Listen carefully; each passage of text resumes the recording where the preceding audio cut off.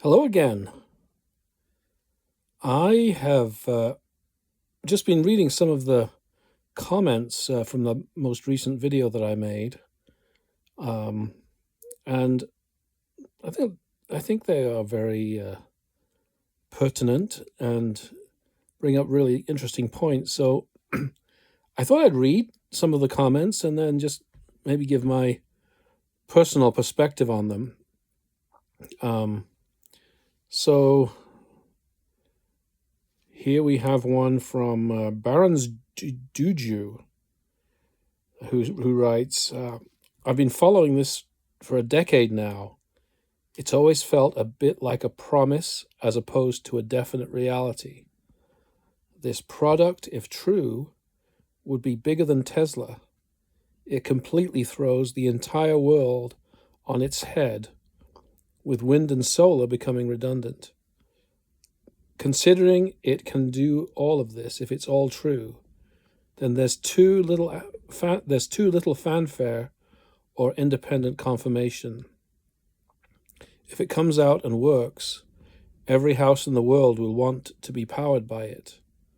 And yet, like 10 years ago, it feels like it's almost ready and somehow no closer to becoming a reality.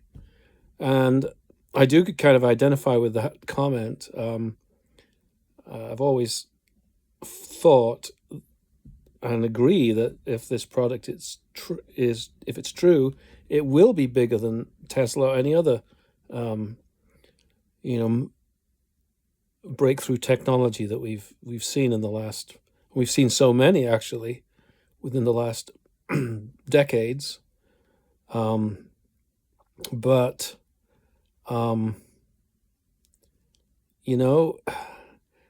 I must be a little bit strange because I have always, ever since I first learned about the ECAT, I've never really had a problem believing it.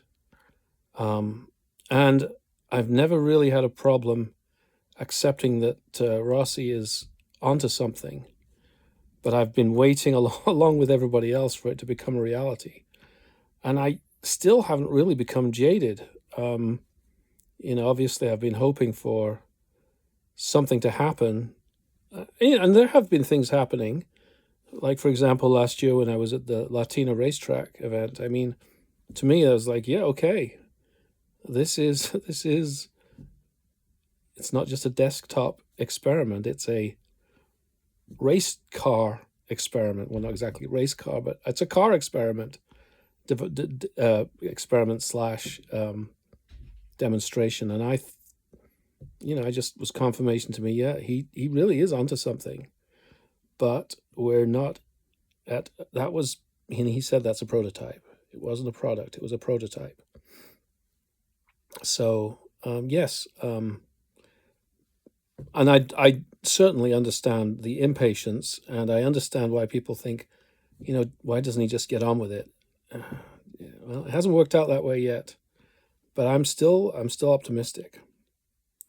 The next comment comes from Sonderksen 9021, and who writes, for general technological mainstream, the whole story seems unrealistic, as it is supposed to bring forth an eternal motion engine concept, which is going to act destructively to the major economic energy producing branches. I think by eternal motion engine is probably another way of saying perpetual motion engine. Maybe not exactly the same thing. Some people have critiqued this as being a perpetual motion engine, which is widely accepted to be impossible. But nobody is going to purchase energy anymore as a product from energy producing stations, which I think he means power stations. What about an eternal motion principle which is not being accepted by any academy for reviewing? It's practically an energy revolution with unpredictable consequences. And I certainly would agree with that. It is it is an energy revolution already in technical sense, but I think it is going to be a energy revolution in practical sense when it is finally released, which I think it will be released, but, and I agree with this point, with unpredictable consequences, obviously, very unpredictable. Basic energetic economic regulations are going to be shattered, and no one could predict what's going to happen next. Excuse me. Within the structures of society, it may end up by emerging of unemployed professional workers wandering in crowds around with no means of getting their wages to feed their families. So yeah, I think this technology would have an impact definitely on jobs and employment, and that's obviously a concern. How could and how would society react to a technology such as the ECAT? We don't know. I kind of feel like there'll be a lot of people clamoring for it, and there will be a lot of people who are maybe thinking this is too much. We can't handle this. Especially those who are employed in industries that are going to be affected by it. I don't think it's going to be a smooth or easy transition unless people approach this with a lot of wisdom and careful thought. The society might be feeling itself in an unpredictable and unwilling situation. Is the ECAT worth it in comparison with the society undergoing through any and all of these hassles? So yeah, there's an example. Is can we handle the ECAT? I believe it is definitely a positive, but I think that society will have to be able to adapt to it in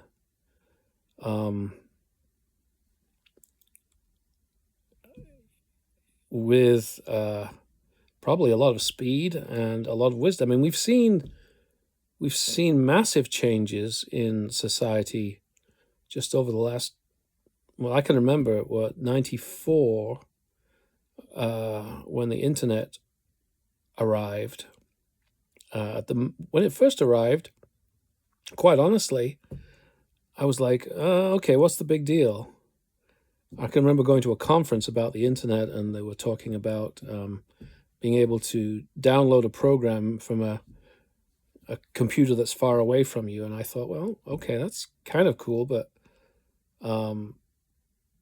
does that really affect my life? Well, little did I know at that time how much it would affect my life and how much it continues to affect my life. I mean, just the fact that I'm speaking to you, talking into a small handheld device, unable to communicate to people in every part of the world from a room in my house. That's very remarkable, and yet, we've come to accept it as being commonplace. So maybe at some point the ECAT will be commonplace, and just be as commonplace as a cell phone or a computer with the internet. We have adapted in the past, and maybe there will be ways provided to cope with a new technology as like the ECAT. A small and unsightly device will make nuclear and thermonuclear efforts of mankind useless. And then he says, I don't quite understand this point. Bye-bye Cadarache in France.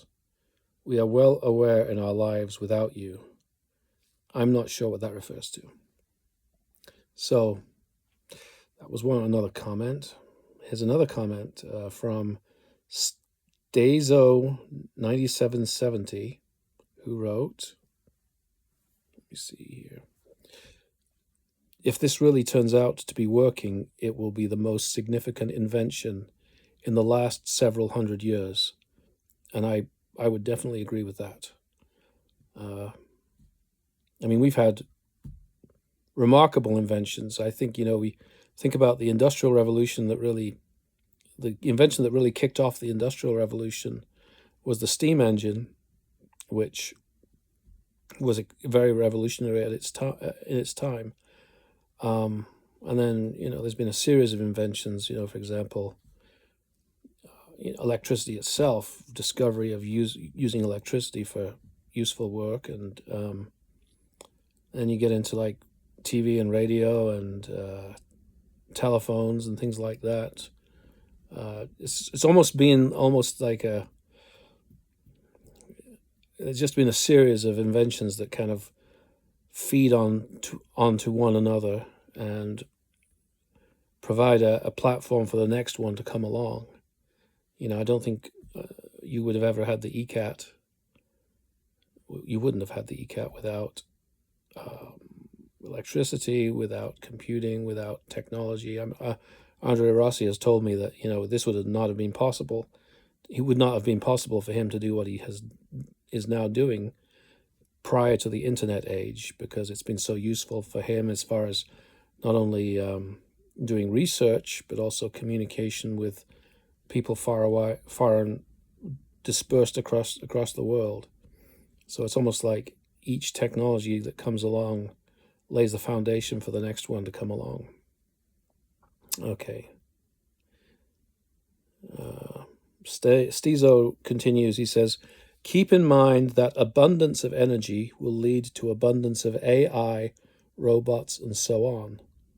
Energy won't be the limiting factor for AGI or even ASI anymore. Once ASI is achieved, the abundance of energy will help dramatically transform the society, as it will lead to a hyperabundance of everything. We only need to make sure that this is not taken away from us from the usual suspects. I have to confess that I'm not quite sure what ASI stands for. I'm sure someone will inform me, and I'll probably look it up after this after this communication. But I think what he says is true, in the sense that we kind of look at the world and look at economics in terms of scarcity and scarcity of resources, scarcity of jobs. There's not enough to go around for everybody, and I've got to have my little piece of the pie in order for me to survive. But this comment kind of is looking at society in a different paradigm, where it's abundance-based, where an energy-producing technology such as the ECAT could actually make, and I've always thought that it could actually transform the way economics is thought of. If people can handle it, the technology, I don't think any technology has ever changed human nature. It may have certainly changed human society, and it's changed the way work is done, it's changed the way living is done, but regardless of the technology, humans are humans. And unfortunately, we have some people who are, they spend a lot of time trying to destroy and tear down rather than to build and create.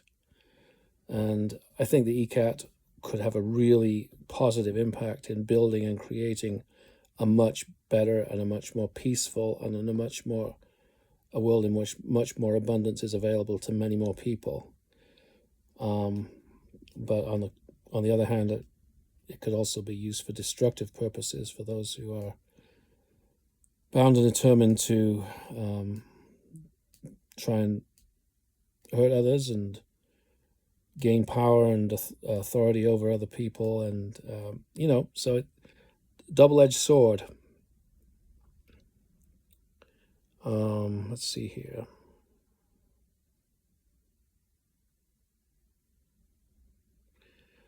There's a lot of discussion. This is from Aditech 5788. There's a lot of discussion here, but when will this damn engine finally be released? Why doesn't Andrea make it open source and rely on donations instead? The GNU license would allow others to develop the engine for free while giving them the option to donate. Plus, if someone commercializes it, Andrea could take a 20% cut from every engine sold worldwide. This way, free energy would become available to humanity. Andrea could become a billionaire. Andrea would be respected for centuries. This is a point that people have raised ever since this technology has come upon the scene. Why not just open source it? And Ross, he's basically dealt with this suggestion. His response is, if you open source a technology, no one would invest in it to the extent that it needs investment to be developed to the point where it could become useful. He's looking at it as an industrialist, I think. I don't know. I don't expect him, based on his repeated responses to this urging, I don't expect him to change the way he's going to do this. What I do know is that he fully expects this technology to be, once it is released, to be copied and by competitors. And he knows that, I think he kind of realizes that for him to be successful commercially, he's got a window of opportunity that he needs to take advantage of, where he's the first mover. But I don't know how far ahead he's thinking, but I think he feels like he can stay ahead of the pack because of his long experience with the technology. But he knows that very smart people are going to be looking into this, and he's going to try and also he's got patents, I think many of them unpublished so far, that he will try and defend his technology in the courts, if necessary. But I think he also I think he told me once he realized that he can't spend all of his life, and he could spend the rest of his life in court. I don't think he really wants to do that. I don't personally think that he's in it for wealth. I just don't see that as being a huge focus of his. But I do feel like, I do think he wants to be recognized as making a big contribution to the world. So I think he values his reputation, and I think he knows the contributions, the progress that he has made, and I think he would be honored to be recognized for it. But I don't see him open sourcing it. Now, maybe if somebody was able to learn his techniques and his secrets, they might go ahead and try and open source it. I don't know where that would end up. Okay, let's keep going. One more comment, I think. He says more will benefit from this. Okay, let me try again. G. Gomez 4573 says, more will benefit from this, Andrea Rossi said in his last interview. He is working for the 99%, not just the 1%. This machine is at an infancy. Imagine when the battery gets improved to last 20, 30, 50 years. I certainly agree. This machine is in its infancy. It's unbelievable to kind of project where it could be in the future. I don't know. What do you have? I think at some point, if this actually gets off the ground, I think eventually, you won't be making products that need to be plugged into any battery or any external ECAT. I think you'll find that, like this phone that I'm holding now, will probably have just an inbuilt ECAT in it, and so an ECAT will be as ubiquitous and common as the batteries that we used, for our phones, for our, the tiny batteries that you put in your hearing aids or in your pacemaker, or what other, any device that needs electronics, needs electricity, the electricity will just be there, embedded in the device. That's kind of what I see things, how I see it developing. G. Gomez continues, I just found out about this machine 2 weeks ago. Why this isn't in mainstream or newspapers tells you exactly who controls them. Big corpos. This device means we all get more life in return, not just money back from savings. Thank you so much. This is kind of a comment that is reflects kind of my experiences. I can remember when I first learned about this, I was like, why isn't mainstream media paying attention to this? I just thought it was like the most important topic that could be covered in terms of technology and business, and it really wasn't dealt with by any major. Maybe one or two newspapers may have mentioned it. Maybe those are regional or not major newspapers, but it just never ever featured in mainstream media. And I thought, somebody's got to be covering this. It's got to be discussed. And so that's when I started my website, ECAT World, which has now been going for, let's see, I think April 14th, 2011 was my first post on ECAT World, the website. So that would be coming up for 14 years, almost 14 years. I've been interested enough to keep it going, but I know a lot of people who were interested in it early on have either just lost interest or become disillusioned. And then there's a response to that comment from Stizo. Says, because people are not convinced that it actually works. And I do think that's the case. I think that journalists have stayed away from this because they don't want to look foolish if it never comes to pass. I think that it's like a reputation killer to talk about a technology such as the ECAT, which is from all respected experts, is an impossible thing, and people who want to be respected by the experts are going to stay away from it because they don't want to look foolish and they don't want to be made fun of and they don't want to have their careers and reputations damaged. So they basically say, I'm not going to touch it.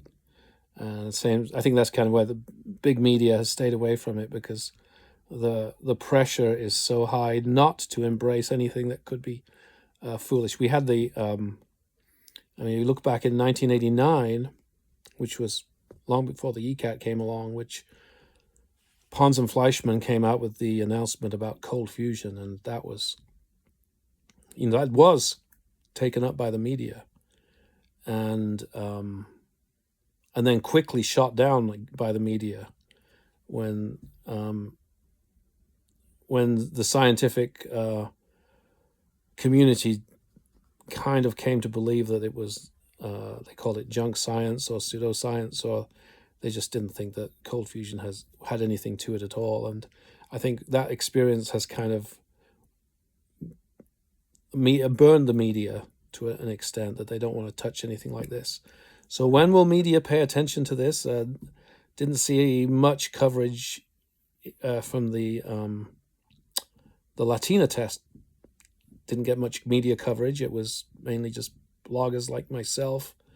A few YouTube channels covered it, but it really hasn't been taken seriously by the established media. This comment goes on to say, almost every physicist will tell you that this can't work. I hope they will be proven wrong, but I have doubts. And that's true. Almost every physicist will tell you that this can't be done.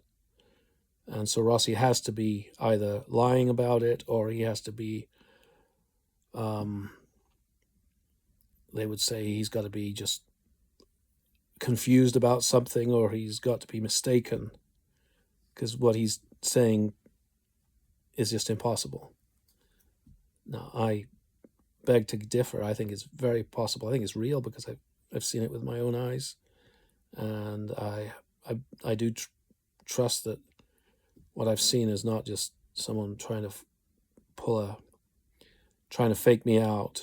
I do trust Rossi's technology and him as a serious inventor, a serious business person, and like I said, I'm patient. I've been patient for 14 years, and I'm willing to be patient as long as it takes. I do think there will be a conclusion to this.